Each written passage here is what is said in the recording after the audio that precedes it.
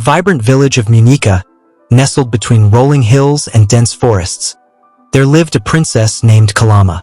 Known for her kindness and generous spirit, Kalama was beloved by her family and the palace staff. However, beyond the palace walls, she was often the subject of cruel gossip and mockery due to her size. The villagers, who valued physical appearance above all, could not see past her weight, and as a result, Kalama struggled with deep feelings of isolation and self-doubt. From a young age, Kalama had been aware of the whispers that followed her wherever she went. The princess who eats more than a feast, they would say, or the mountain that walks. These taunts pierced her heart, and despite her royal status, she felt powerless against the cruel judgments of her people.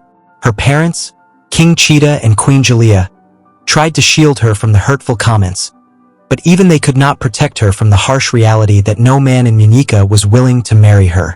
As Kalama grew older, the pressure to find a suitable husband mounted. King Cheda, a proud and caring father, sought to arrange marriages with noblemen from nearby villages, offering riches and land as incentives. But time and again, the suitors would find excuses to decline, often citing concerns about Kalama's size. The rejection weighed heavily on Kalama, deepening her sense of worthlessness. One day, during the annual harvest festival, an unexpected visitor arrived in Munyika. His name was Lamek, a musician from a distant village known for his skill with the drums. Unlike the others who had come before him, Lamek did not come seeking wealth or status. He was drawn to Munyika by the tales of its rich culture and vibrant traditions. As he wandered through the village, he noticed the stares and whispers that followed Kalama and was immediately struck by the contrast between her regal demeanor and the sadness in her eyes. Intrigued by the princess, Lamek decided to play his drums in the village square, hoping to bring some joy to the people. The rhythmic beats of his drums echoed through the streets, drawing a crowd. Kalama, curious about the commotion, ventured out of the palace to see what was happening. As she approached, Lamek's eyes met hers, and he smiled warmly, continuing to drum with even more enthusiasm. The music was infectious, and soon the villagers began to dance. Kalama watched from the sidelines, hesitant to join in, but Lamek noticed her hesitation and beckoned her to come closer. "Princess Kalama," he called out, "the drums are calling you. Will you answer?" For a moment, Kalama hesitated, but something in Lamek's voice gave her the courage to step forward.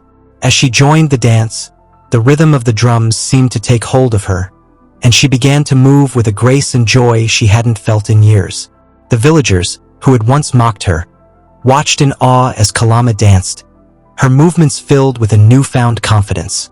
For the first time in her life, Kalama felt truly seen, not as the princess who was too large, but as a woman with a spirit as vibrant as the music that filled the air.